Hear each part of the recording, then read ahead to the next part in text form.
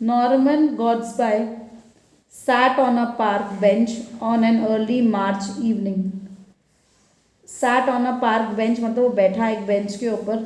On an early March evening. Early मतलब सुबह सुबह. March. Early March मतलब जब मार्च शुरू हुआ था. जब मार्च 30 days होते हैं ना, तो अर्ली मार्च मतलब जब मार्च शुरू हुआ था. इवनिंग मतलब शाम को.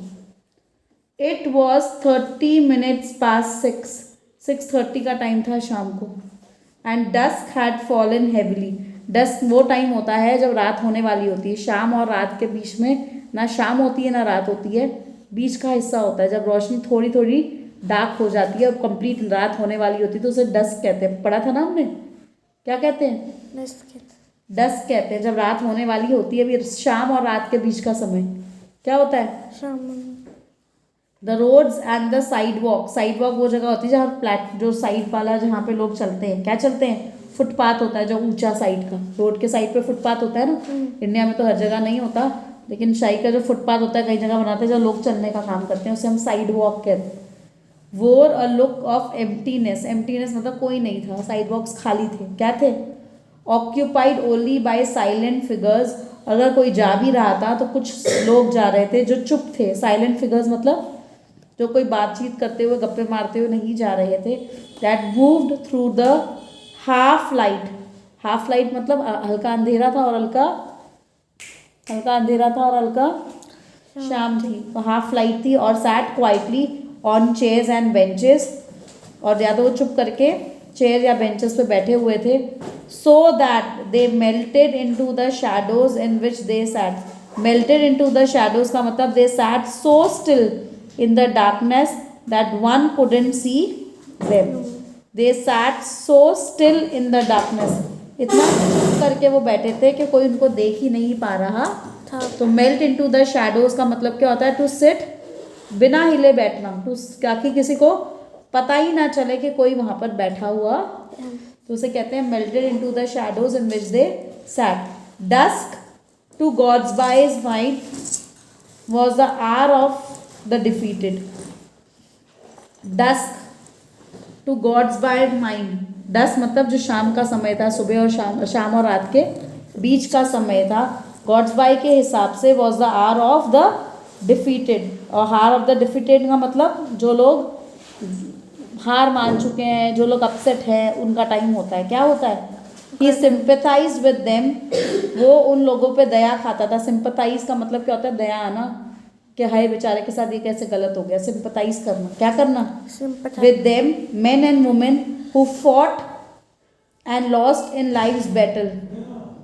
तो वो उन लोगों से सिंपथाइज करता था, वो आदमी और वो औरतें जो लड़ाई कराए, जिन्होंने फॉट एंड और अपनी जीवन की लड़ाई में वो हार गए हैं. क्या करा है? खुद की लड़ाई में वो, जैसे तुम पढ़ के कई बार हार जाते हो ना कि मुझसे तो होएगा ही नहीं.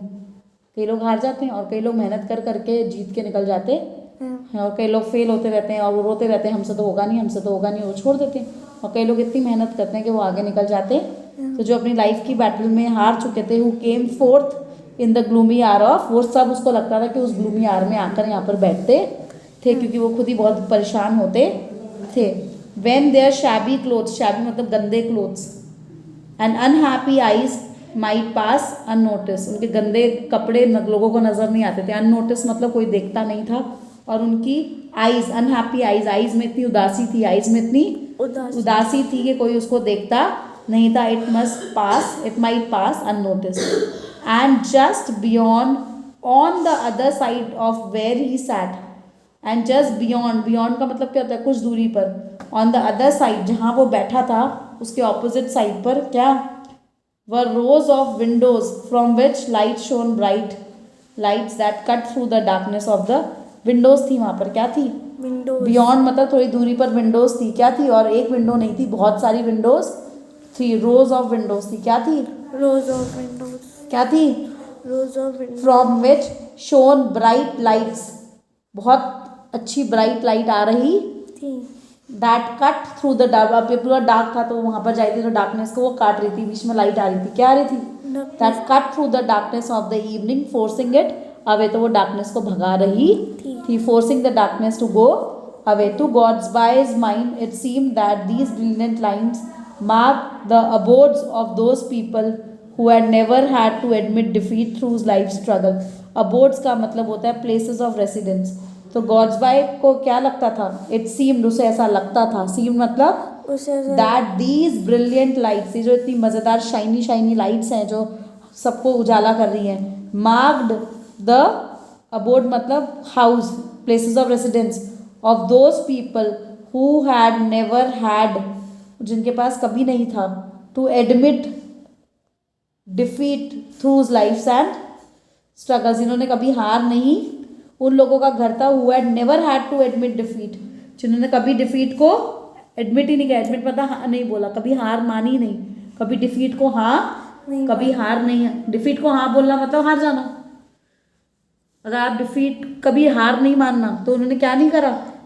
who had never had to admit defeat, never they had to admit मतलब मानना. तो कभी never का मतलब क्या? नहीं. तो उन्होंने कभी डिफीट को नहीं माना. क्या नहीं माना? जैसे मैम तुम्हें कहती है कि बार बार करोगे तो आ जाएगा, पर तुम बार बार मेहनत ही नहीं करते, तुम तो घर जाके टीवी देखना होता है. थ्रू लाइफ स्ट्रगल्स, जिन्होंने कभी हार नहीं मानी. तो एक रोशनी उन लोगों के लिए थी जो कभी हार नहीं मानते थे, और बाकी डार्कनेस उन लोगों की थी जो लाइफ से हार मान चुके. Thus did God's mind imagine these things as he sat on that bench in the near deserted sidewalk. तो गॉड्सबाय के माइंड में वो इमेजिन कर रहा था ये सारी चीज़ें. क्या कर रहा था? इमेजिन.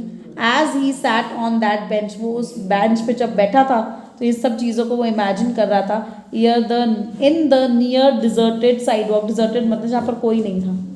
पास में जो साइडवॉक था, डिजर्टेड मतलब जो बिल्कुल खाली पड़ा था, जहाँ पर कोई नहीं था. On the bench by his side, अब वो जहाँ बैठा था उसके साइड पर कौन आके बैठ गया? एक elderly gentleman with drooping shoulders. Drooping मतलब जो शोल्डर्स उसने ऐसे आगे झुकाकर बैठा था. क्या करा था? आगे झुका. उसे ड्रूपिंग शोल्डर्स कहते हैं. क्या कहते हैं? But there was a certain daring in his face. Shoulders उसके झुके हुए थे, पर उसके फेस पे वो डेयरिंग वाला आदमी लग रहा था, ऐसे हार मारने वाला लग रहा नहीं था. His clothes were not shabby, उसके क्लोथ्स शैबी नहीं थे. क्या नहीं थे? But one would not expect him to wear a carnation in his button whole.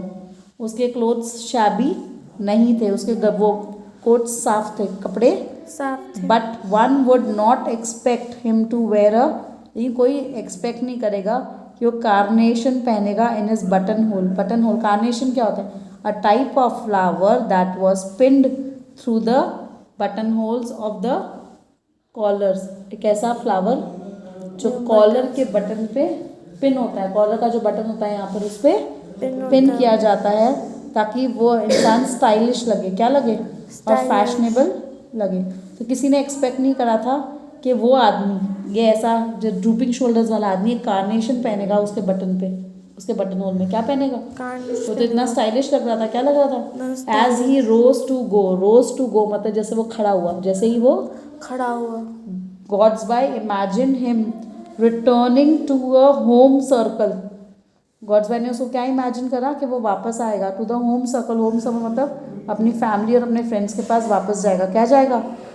जहाँ पर उसकी कोई केयर ही नहीं करता. उसको क्या लगता था कि ये आदमी बहुत दुखी है, इसकी कोई केयर करता नहीं है. He got up and walked away.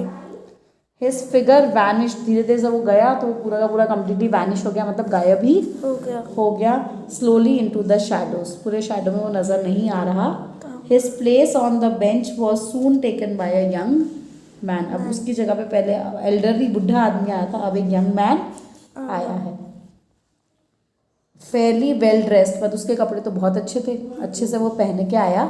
But with sour look. Sour look क्या होता है? डिसअपॉइंटेड. वापस उसका जो फेस था वो बहुत अपसेट था, डिसअपॉइंटेड था, और एक्सप्रेशंस जो उसके थे वो बड़े ही अच्छे नहीं थे. उदास उदास से अनप्लेजेंट थे, मतलब जो अच्छे नहीं थे. ठीक है. His place on the bench was soon taken by a young man fairly well dressed but with a sour look on his face. Sour look का मतलब समझ आ गया ना? He uttered an angry grunt. Uttered मतलब निकालना, बोलना. Angry grunt. Angry मतलब वो ऐसा लगा था. ग्रंट क्या होता है? सब कुत्ता जब भड़कता था किसी बात सो ग्रंट कहते. तो वो जब बोला तो वो बहुत गुस्से में बोला. As he flung himself into the seat. और वो सीट पर आकर बैठा नहीं, वो जोर से थप करके बैठा. क्या बैठा? तो उसे फ्लंग कहते हैं. क्या कहते हैं? सिंपली वो बैठा नहीं, वो फ्लंग करके बैठा। You don't seem to be in a good temper. उसने क्या बोला कि आज आपका मूड ठीक नहीं लग रहा है। Said Gortsby. The young man turn to him and said, young man turn to him and said, you wouldn't be in a good temper if you were in the fix. क्या बोला? The young man turn to him and said. Young man कौन था? जो आया था। क्या था? जो आया था, जो सीट पे बैठा था। ओल्ड मैन जब चला टेकन बाय यंग मैन। हाँ, तो young man turn to him and, तो उसने उस गॉड्स बॉय ने बोला कि तुम्हारा मूड अच्छा नहीं लगा, you are not in a good temper. तो यंग मैन ने उसको बोला टर्न होके, you wouldn't be in a good temper if you were in the fix I am. अगर तुम मेरी फिक्स मतलब प्रॉब्लम, अगर तुम मेरी प्रॉब्लम में होते तो तुम्हारा मूड भी अच्छा नहीं होता। फिक्स मतलब problem. I have done the silliest thing ever in my. इतनी बेवकूफ़ वाली बात करी, मैं तुझे क्या बताऊँ। What have you done asked Gortsby. ऐसा तो तूने क्या कर दिया। Came up to London this afternoon. I thought of staying at the Patagonian Hotel in Berkshire Square.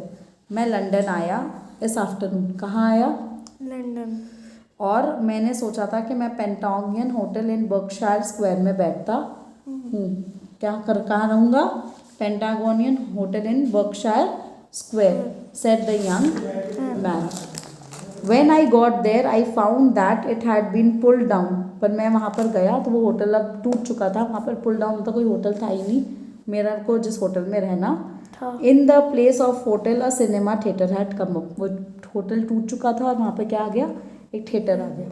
The taxi driver took me to another hotel some way off. तो कोई और रास्ते पर उसने मुझे आसपास कोई और होटल बताया वेयर आई कुड स्टे।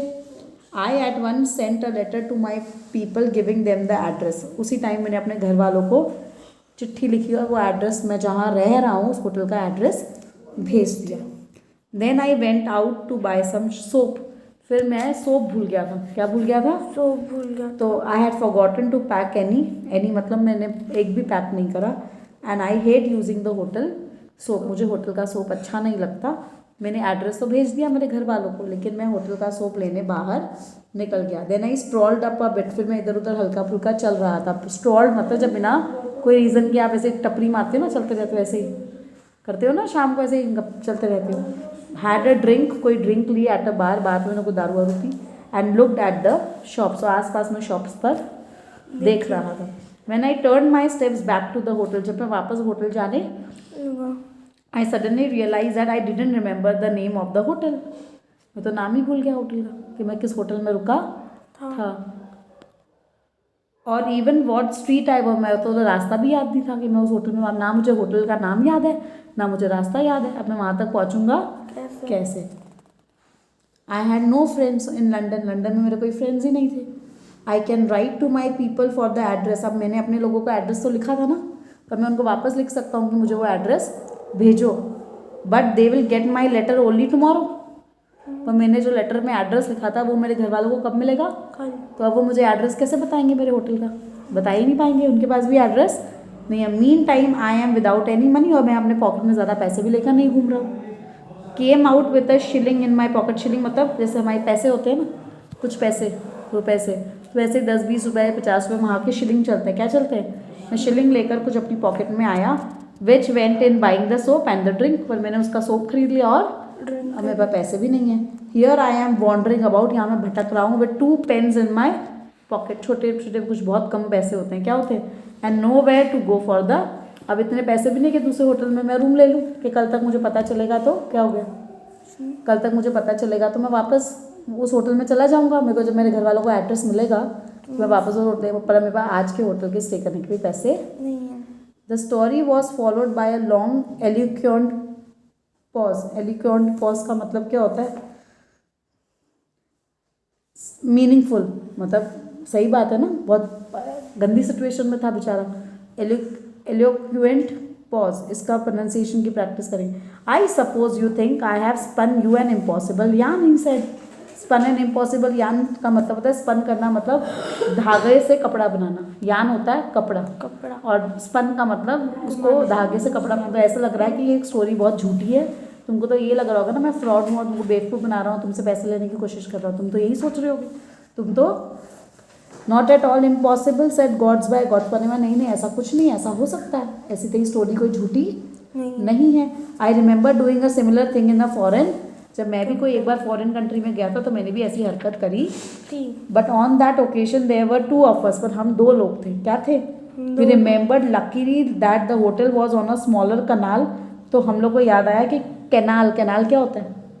जहाँ से पानी की सप्लाई होती है, पड़ी थी ना, जहाँ रिवर्स नहीं होती तो वहाँ से एक लंबी पाइप लगा दी जाती है। तो हमें ये तो पता था कि हमारा होटल एक स्मॉल कनाल के पास है। फिर हमने कुछ ढूंढा, फाइनली हमें वो कनाल मिल गया। कनाल के बाद हमें अपना होटल भी, तो हम तो बच गए क्योंकि हम 2 जन थे। In a foreign city it wouldn't be difficult, in a foreign city it wouldn't be difficult. I could go to the council and get help from council का, an official appointed by the country's government to live in a foreign city and aid and protect his own country citizen. तो consul क्या होता है कि एक इंसान को appoint कर दिया जाता है फॉरेन कंट्री के अंदर। क्या होता है?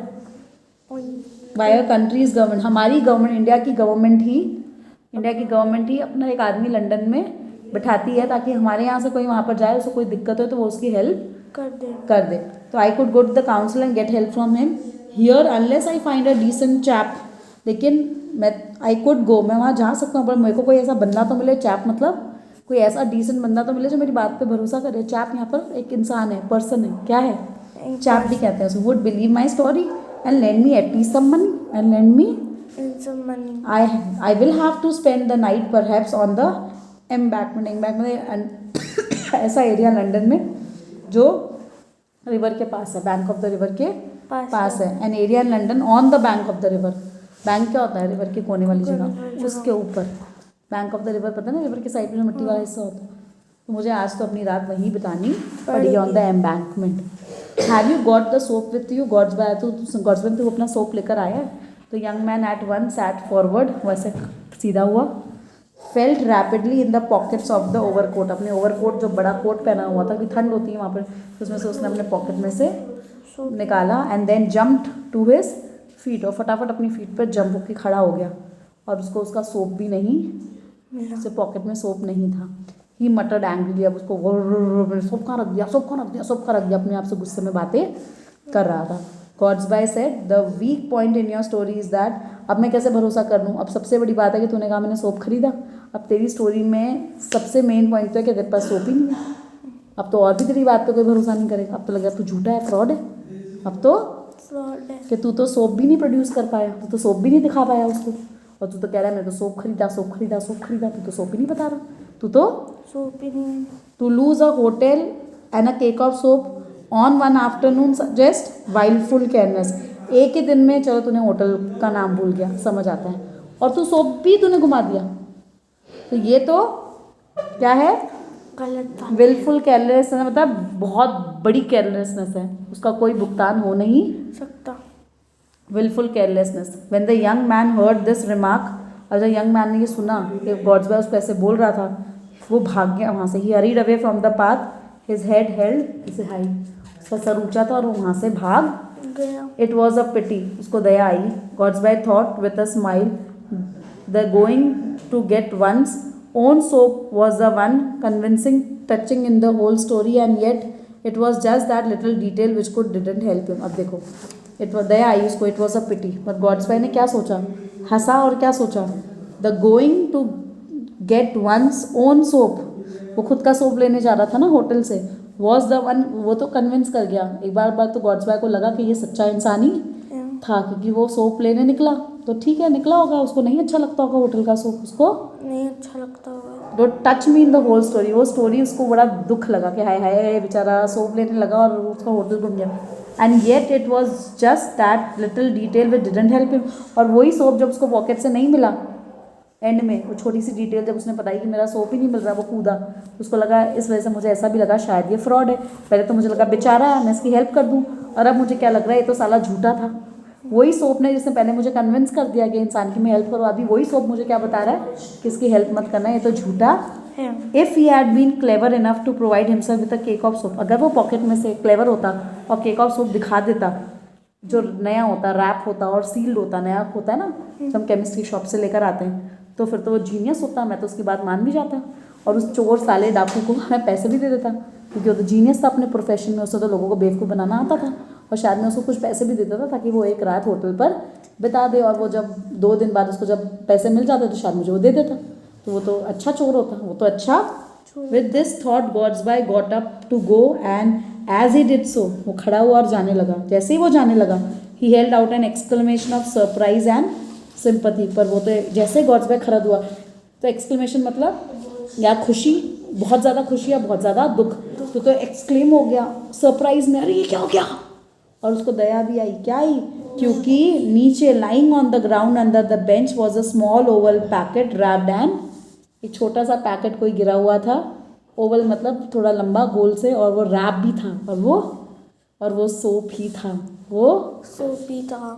It must have fallen out of the young man's overcoat pocket, ये तो नए आदमी के ओवरकोट पॉकेट में से ही गिरा होगा। When he flung himself down on the seat, जब वो कूद के सीट पे बैठा था ना पहले तो उसको लगा, तब इसका सोप गिर गया। The next moment Gortsby was running around the dust, भागा covered path in anxious searching for that figure, की वो तो जा चुका था क्या, इन अ लाइट ओवरकोट, उसको ढूंढ रहा था। He nearly gave up the search, वो ढूंढ के थक गया, वो थक चुका था, उसको वो आदमी नहीं मिला। When he caught sight of him standing on the border of the carriage drive, पर उसने उसको दूर एक कैरेज ड्राइव मतलब कैरेज खरीदी जहाँ से वो जा रहा था, उस कैरेज में बैठ के जाने वाला, वहाँ पर उसको लगा कि वही वाला आदमी खड़ा है। Gortsby hailed him, hailed मतलब कॉल्ड आउट, हेल्ड मतलब called out. The important witness to the truth of your story has turned up. उसने कहा, यार विटनेस कौन होता है? अगर कोर्ट में आप जाते हो, आप वो कहता है तूने चोरी करी, तो जिसने तुझे देखा होता है कि हाँ मैंने देखा इसने चोरी करी, उसे विटनेस कहते हैं। इसलिए आपको वो काम करते हुए पकड़ा, तो उसने कहा, अरे तेरा जो स्टोरी तूने जो सुनाई, उसका जो विटनेस था, जो थी वो जो सोप है, क्या सोप है, वो केक ऑफ सोप, क्या जो इम्पोर्टेंट ट्रूथ है, जो सच्चाई है तेरी, क्या ये रही ले सोप मिल गया। It must have slid out मतलब फिसल गया होगा। Of your overcoat pocket as you sat down on the seat, I found it on the ground after you left. I didn't believe your story, you must excuse me for that. मैं इतना sorry बोलूँ, मैं तेरी बात नहीं मानी, मुझे लगा तू तो चोर है।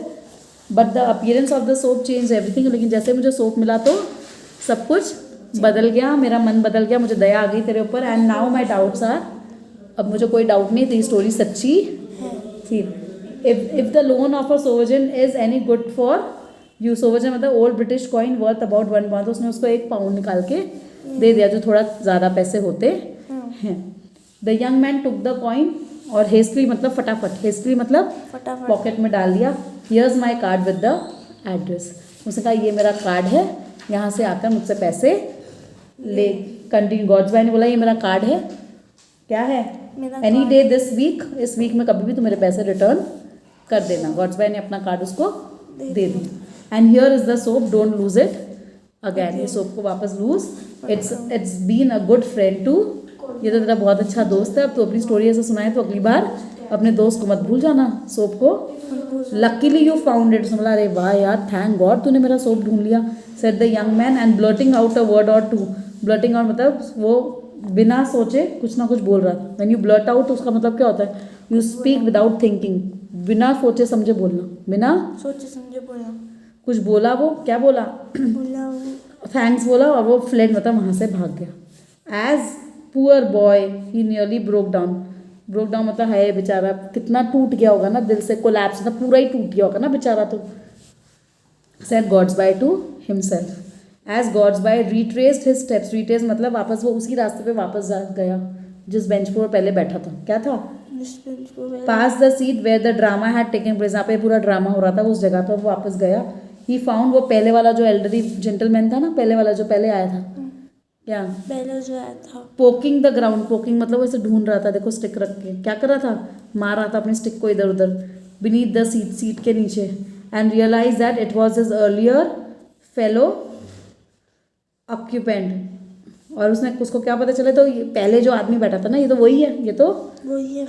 Have you lost anything, Gortsby ने उसको पूछा कि आप कुछ ढूंढ रहे हो, तो उसने कहा यहाँ मेरा सोप गिर गया था।